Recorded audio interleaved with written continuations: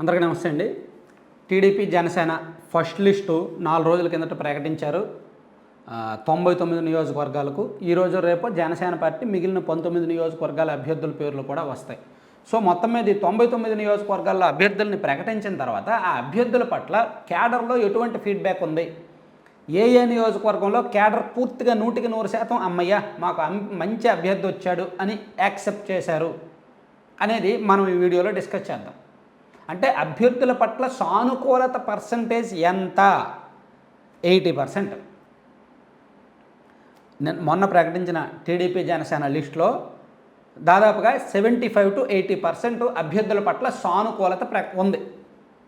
ఒక 20 మంది అభ్యర్థుల పట్ల ఆయా పార్టీల్లో వ్యతిరేకత ఉంది. ఎందుకు వ్యతిరేకత ఉందంటే తంబళ్ళపల్లె, అక్కడ ఆల్రెడీ టికెట్ ఆశిస్తున్న వాళ్ళు వేరు, పార్టీ టికెట్ ఇచ్చింది వేరు, కాబట్టి ఆ వ్యతిరేకత అందరికీ తెలుసు. నెల్లిమర్ల, అక్కడ ఆల్రెడీ టికెట్ ఆశిస్తున్నదేమో టీడీపీ బంగారరాజు గారు, సీట్ ఇచ్చిందేమో జనసేనకి.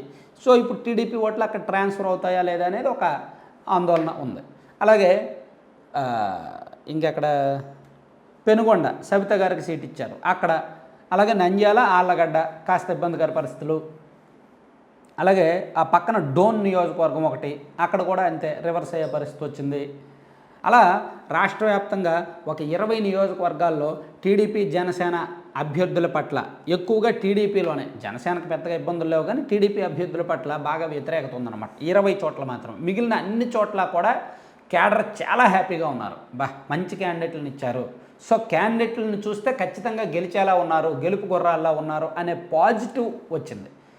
అంటే 80 సీట్లలో 75కు పైగా సీట్లలో పాజిటివ్ వచ్చింది.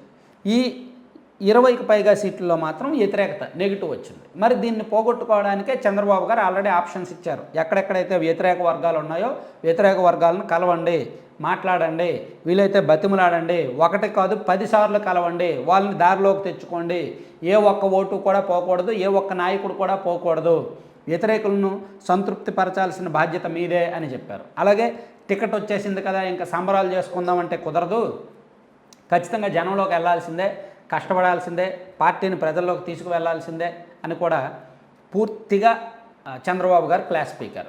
సో ఓవరాల్గా ఇది చూసుకుంటే, మనం జిల్లాల వారీగా చూసుకుంటే ఇప్పటికీ కూడా కొన్ని నియోజకవర్గాల్లో ఇంకా పూర్తిగా సెట్ అవ్వాలి. ఆ అభ్యర్థిత్వం పట్ల తణుకు విషయంలో జనసేన కేడర్ అసంతృప్తిగా ఉన్నారు, నెల్లిమర్ల విషయంలో టీడీపీ కేడర్ అసంతృప్తిగా ఉన్నారు, రెండు బ్యాలెన్స్ అవుతున్నాయి. తెనాలి విషయంలో టీడీపీ కేడర్ అసంతృప్తిగా ఉన్నారు. సో ఇలా రాష్ట్ర వ్యాప్తంగా ఇంకా బీజేపీతో కూడా పొత్తు కుదురుతుంది అంటున్నారు. బీజేపీతో కూడా పొత్తు కన్ఫర్మ్ అయిన తర్వాత మిగిలిన నియోజకవర్గాలు ఏవైతే ఉన్నాయో ఆ నియోజకవర్గాల పేర్లు కూడా బయట పెడతారు. ఇంకా 57 నియోజకవర్గాల్లో పేర్లు బయటకు రావాల్సి ఉంది.